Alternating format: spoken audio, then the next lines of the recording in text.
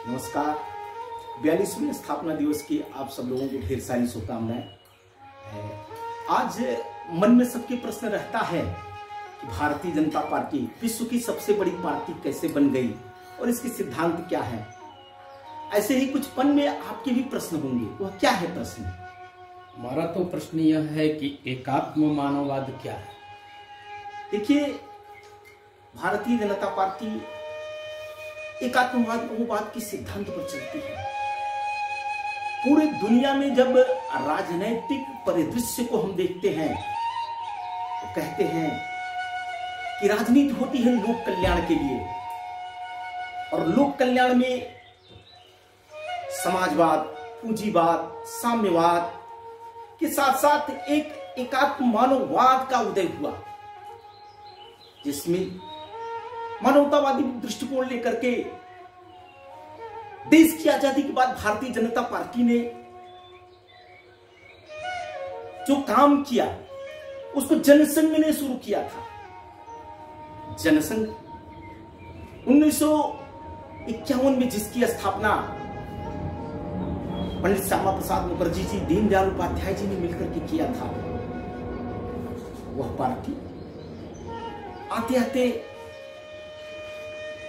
77 में विलीन हुई, जनता पार्टी बनी।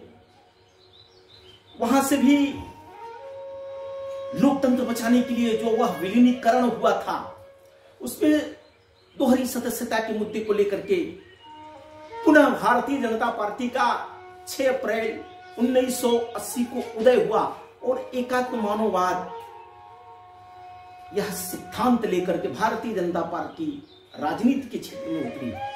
अब जब एकात्म मानववाद की बात हम करते हैं तो लोगों को लगता है कि मानवतावाद के बाद यह एकात्म मानववाद क्या चीज है, जिसकी व्याख्या पंडित दीनदयाल उपाध्याय जी ने किया। दीनदयाल जी कहते थे कि एकात्म मानववाद वह चीज है जो कहते थे कि सकल सुमंगल की जिसमें संकल्पना है, अंत्योदय की जिसमें बात है।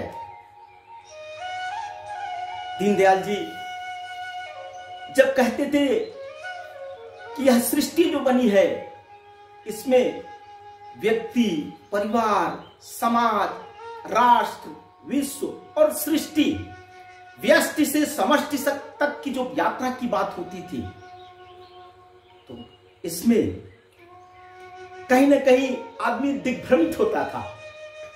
कार्यकर्ता आज पूछता है, यह एकात्मवाद हमारे समझ में नहीं आता है। तो जैसे व्यक्ति है तो व्यक्ति का जीवन उद्देश्य क्या है, व्यक्ति का लक्ष्य क्या है? तो जब आध्यात्मिक तरफ बढ़ते हैं हम तो कहते हैं कि व्यक्ति का जीवन उद्देश्य, व्यक्ति का लक्ष्य है रोटी, कपड़ा, मकान, शिक्षा, चिकित्सा, यह भोग की वस्तुएं प्राप्त करना। यानी व्यक्ति को शारीरिक सुख चाहिए जो रोटी, कपड़ा, मकान, शिक्षा, चिकित्सा से मिलता है। उसके बाद भी व्यक्ति की आकांक्षा बढ़ती है तो व्यक्ति को मानसिक शांति चाहिए जो सेवा से, परोपकार से मिलता है। और उसके बाद भी व्यक्ति की अभिलाषा रहती है कि जैसे शारीरिक सुख मिला, मानसिक शांति मिली, वैसे आत्मिक आनंद की वह प्राप्ति चाहता है, मोक्ष चाहता है। यानी जीवन के जो 4 पुरुषार्थ हैं, धर्म, अर्थ, काम, मोक्ष, यह एक व्यक्ति की अभिलाषा है, व्यक्ति की इच्छा है, उसका जीवन उद्देश्य है कि हमको यह चीजें मिले। वैसे ही जब व्यक्ति से वह परिधि आगे बढ़ती है तो परिवार पर पहुंचती है, और परिवार की आकांक्षा है। परिवार क्या चाहता है? परिवार चाहता है कि सुख के साथ शांति रहे, आनंद रहे। तो परिवार की अपेक्षा है कि आपस में मिलजुल करके हम एक लक्ष्य के लिए सुखमय जीवन व्यतीत करें। कुटुंब की संकल्पना है परिवार की, यानी सब एक दूसरे को मिलजुल करके समन्वय के साथ सामंजस्यपूर्ण जीवन व्यतीत करें, और एक अपना हंसता खेलता कुटुंब रहे। उससे जब आगे हम बढ़ते हैं तो समाज की संकल्पना आती है। समाज क्या चाहता है। तो हम जिस क्षेत्र में रहते हैं वह एक हमारा समाज बनता है। सामाजिकरण जिसको का नाम है, नागरिकता जिसकी बात करते हैं, तो उसमें व्यक्ति चाहता है कि हम सब मिलजुल करके एक सद संकल्प की तरफ, एक सदमार्ग की तरफ चले और उसमें सबका सामंजस्य, सबका सहयोग, समन्वय, श्रेयपूर्ण व्यवहार रहे।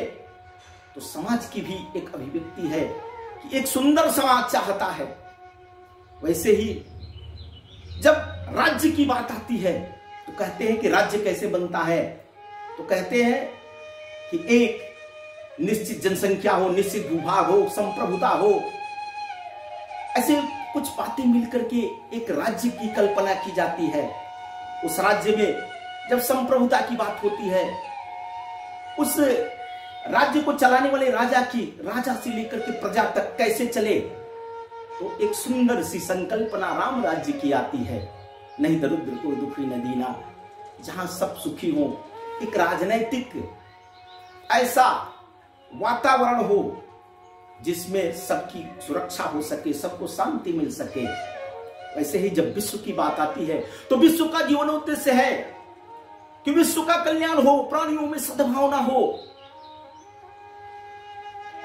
और वह पूरा राज्य व्यवस्था मिलकर के चलती है। वैसे ही सृष्टि की जब संकल्पना की बात आती है तो सृष्टि में सब जो प्राणियों में सद्भावना की बात की गई है, सबका सुखमय जीवन का, यानी व्यक्ति से लेकर के प्रकृति तक के सबका पोषण हो, सुपोषण हो, सकल सुमंगल की जहां बात आती है, तो यह एक बड़ा सा परिवार बनता है जिसको हम वसुधैव कुटुंबकम के नाम से जानते हैं, जिसको हम कहते हैं कि इसमें सभी प्राणियों का जी और जीवे दो की जिसमें संकल्पना आती है, जिसपे हम कहते हैं कि सब लोग आनंद पूर्वक जीवन व्यतीत करें, जिसमें सुख शांति समृद्धि की बात होती है। और इसको लेकर के, यानी हर प्राणी के सुख में जीवन की, हर व्यक्ति के सुख में जीवन की जो संकल्पना होती है वह है एकात्म मानववाद। और यह एक दूसरे से रिलेटिव है। इसके सिद्धांत पर, यानी जल जमीन जंगल जानवर, इन सबके जहां मंगल की बात हो, सबके प्रेम की बात हो, सबके स्नेह की बात हो, वह है एकात्म मानववाद। दुनिया में तमाम वाद चले लेकिन वह एकांगी रहे। लेकिन दीनदयाल जी ने कहा कि यह सनातन है, यह सर्वे भवन्तु सुखिनः, सर्वे सन्तु निरामया, सर्वे भद्राणि पश्यन्तु मा कश्चित् दुःखभाग् भवेत् की यहां संकल्पना है। यह है एकात्म मानववाद, जिसमें सबके सुख में जीवन की संकल्पना की गई है। और इसमें वह शुरू होता है व्यक्ति से। तब हम कहते हैं कि एकात्म मानववाद में अंत्योदय आता है। आपके मन में प्रश्न होगा कि अंत्योदय क्या है? अंत्योदय के बारे में आपकी संकल्पना क्या है? अंत्योदय क्या सोचते हैं? वही हम जानना चाहते हैं कि अंत्योदय की संकल्पना क्या है, ये आपसे हम लोग। देखिए, दीनदयाल जी प्रकृति, सृष्टि, व्यष्टि, समष्टि, ये सब बातें जब कहते थे तो वह राष्ट्र की चित्ती की बात करते थे।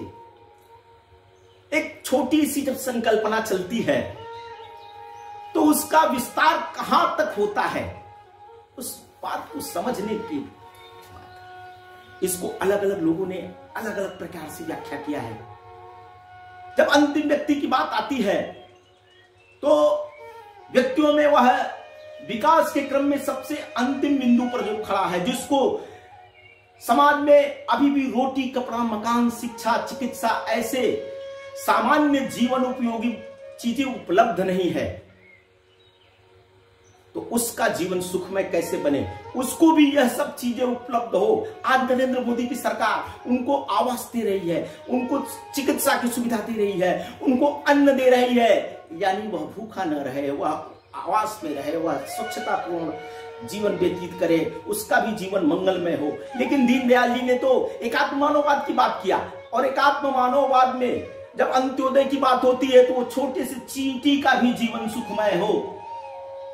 चींटी से लेकर के हाथी तक का जीवन, जल जमीन जंगल जानवर, यह सबके सुमंगल की जो संकल्पना है, उसमें भी जब व्यक्ति की बात करते हैं तो वह जो विकलांग है, वह जो वनवासी क्षेत्र में रहता है, वनवासी है, वह गिरिवासी है, वह कोई भी ऐसा जीव प्राणी जिसको कष्ट हो, उसके कष्ट को हरने की जब बात आती है तो वहां से एकात्म मानववाद में अंत्योदय की संकल्पना शुरू होती है।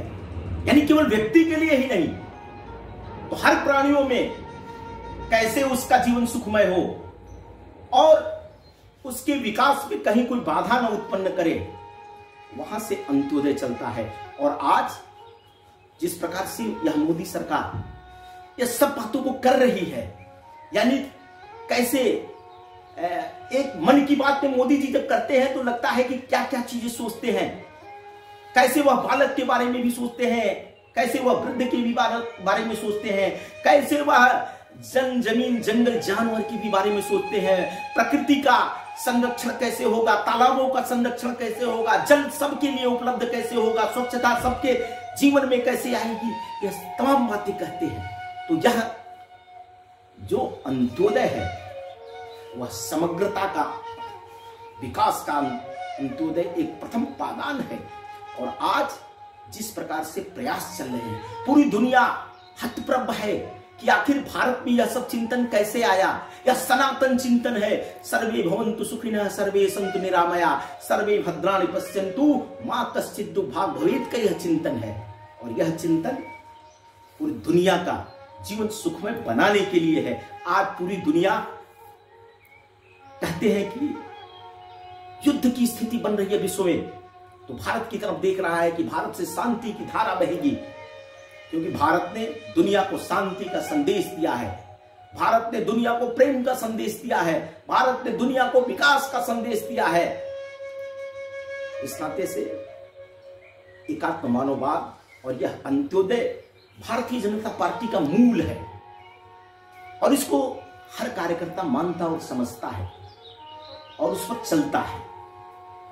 आप कुछ प्रश्न कर रहे थे। भारतीय जनता पार्टी ये कहती है कि हम पार्टी विद डिफरेंस के आधार पर चलते हैं, हम अन्य दलों से अलग हैं, तो ये कैसे है अन्य दलों से अलग, इस पर आप बताएं। देखिए, राजनीति करने वाले लोगों का, राजनीति करने वाले लोग आज राजनीति में आते हैं तो उनको वैभव दिखता है, संपन्नता दिखती है, पैसा दिखता है, इसके लिए वह शुचिता को भूल जाते हैं, सेवा को भूल जाते हैं। और आज भारतीय राजनीति तो वंशवाद पर चली आज तक। भारतीय जनता पार्टी ऐसी पार्टी है कि आज विश्व की सबसे बड़ी राजनीतिक पार्टी होने के बाद भी आप टॉप 10 नेताओं को उठा करके देखेंगे कि वो सामान्य परिवारों से आए, सामान्य किसान घर के बेटे हैं। यानी आदरणीय प्रधानमंत्री नरेंद्र मोदी जी एक सामान्य से, पिताजी उनकी चाय की दुकान करते थे, रेलवे स्टेशन पर उन्होंने भी चाय बेची, लेकिन आज वो देश के प्रधानमंत्री हैं। आज दुनिया की निगाहें उनकी तरफ है। तो भारतीय जनता पार्टी कोई वंशवादी पार्टी नहीं है। भारतीय जनता पार्टी सेवा के लिए आई है।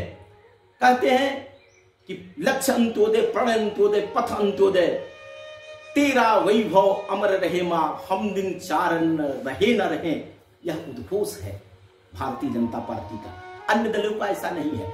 वहां तो अपने लिए संपत्ति इकट्ठा करते हैं, अपना वैभव कैसे बढ़े इसके लिए घर में 10-10, 15-15 पॉलिटिकल क्षेत्र में काम करने वाले राजनीतिक पदों पर बैठे हुए लोग हैं। तो ये है भारतीय जनता पार्टी की सोच और अन्य पार्टियों की सोच में अंतर। अभी भारतीय जनता पार्टी की जो सरकार चल रही है केंद्र में और राज्यों में जो चल रही है, वो सब एक ही स्लोगन है, सबका साथ सबका विकास। तो ये विकास का आपका जो स्लोगन है, ये विकास क्या है आपके विचारधारा के हिसाब से? देखिए, भारतीय जनता पार्टी समग्रता में अपने दर्शन को मानती है, वैसे ही समग्रता में विकास की भी उसकी संकल्पना है। सम्यक विकास होना चाहिए, सबका विकास होना चाहिए, सबका साथ सबका विकास, सबका विश्वास, सबका प्रयास, यह भारतीय जनता पार्टी कहती है और करती है। किसी एकांगी जाति के, समाज के, पक्ष के लोगों का विकास नहीं। यहां सर्वे भवन्तु सुखिनः की संकल्पना है। हम सबका विकास चाहते हैं और भारतीय जनता पार्टी की विकास की संकल्पना वही है, उसके केंद्र बिंदु में, उसमें मानक में वह व्यक्ति है जो विकास के क्रम में सबसे पीछे खड़ा है।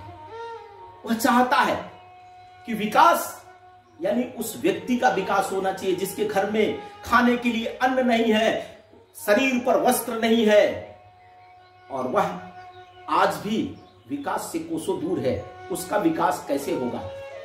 इसलिए भारतीय जनता पार्टी उनका आवास कैसे मिले, उनको अन्न कैसे मिले, उनकी शिक्षा कैसे हो, इस पर अपना पूरा ध्यान लगाती है।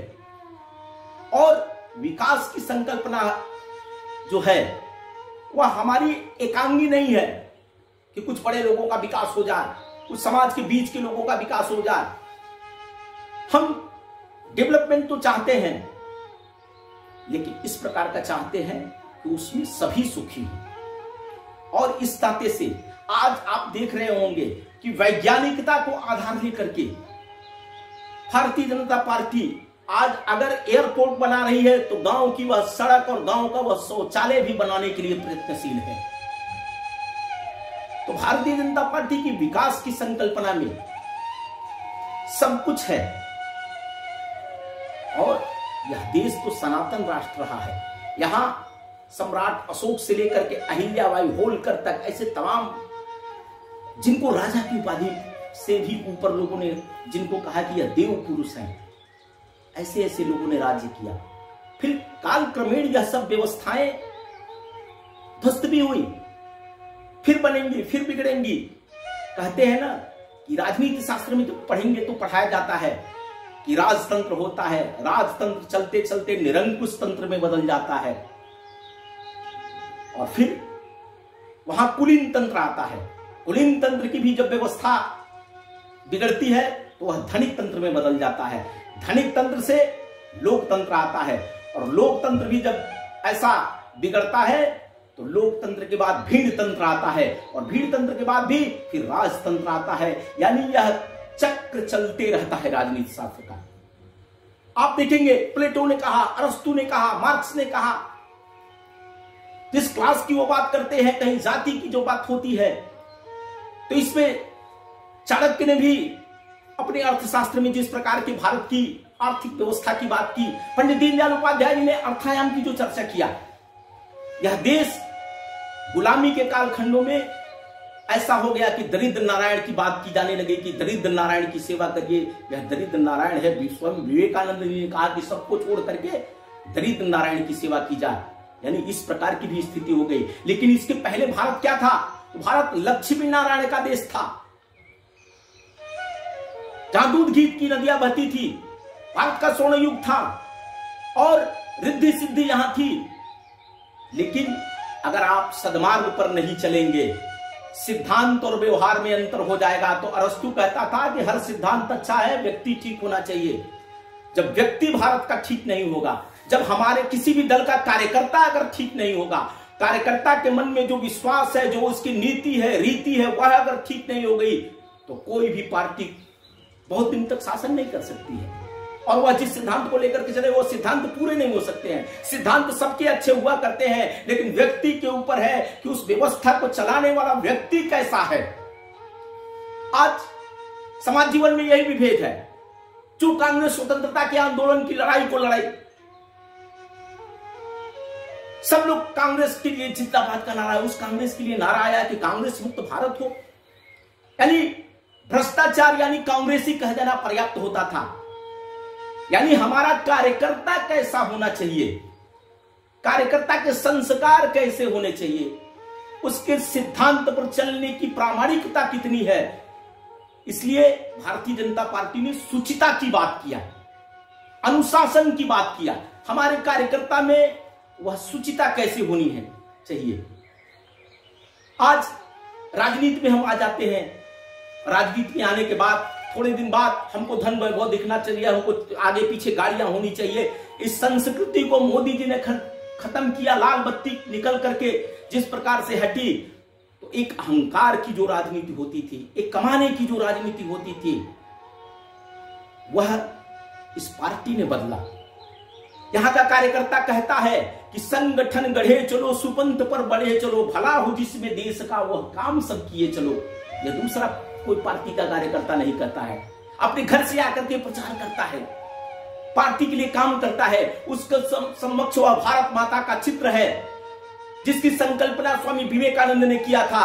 दरिद्र भारतवासी, मूढ़ भारतवासी, चांडाल भारतवासी, और उस भारतवासी की सेवा का उसके सामने वह संकल्प है। वह सेवा को राजनीति से जोड़ता है। राजनीति ही सेवा है और सेवा ही संगठन है।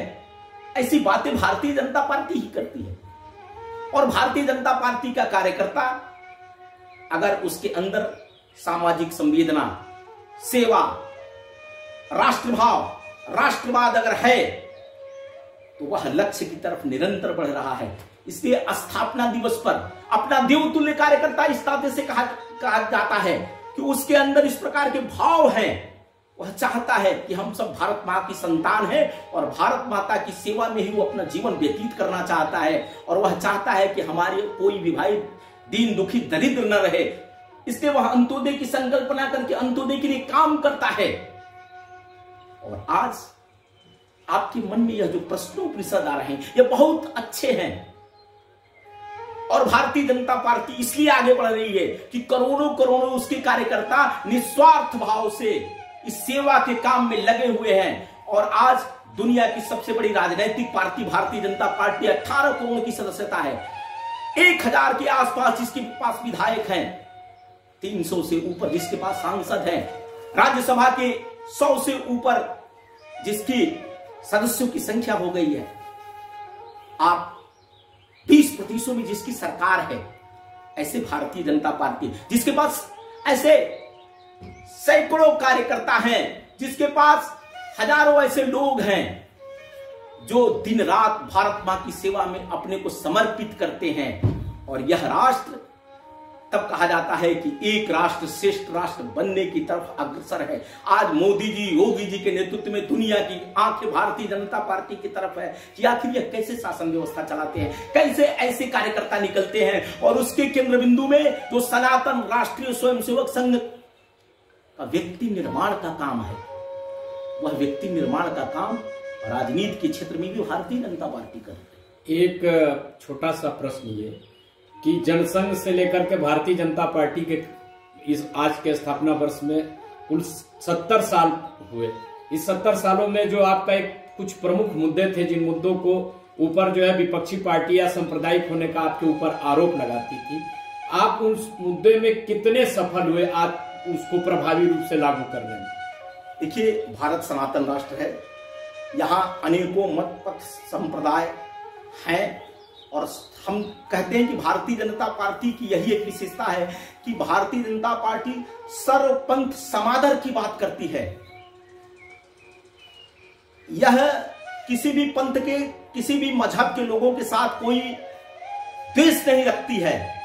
आज आप देखेंगे कि नरेंद्र मोदी ने अगर गैस दिया तो उसमें से किसी जाति और समाज के लोगों को नहीं दिया, आवास दिया तो उसमें से छांट करके किसी को नहीं दिया, उनको कोई भी सुविधाएं मिल रही तो उसमें से किसी अलग प्रकार की किसी की सोच हो, ऐसा कहीं नहीं किया।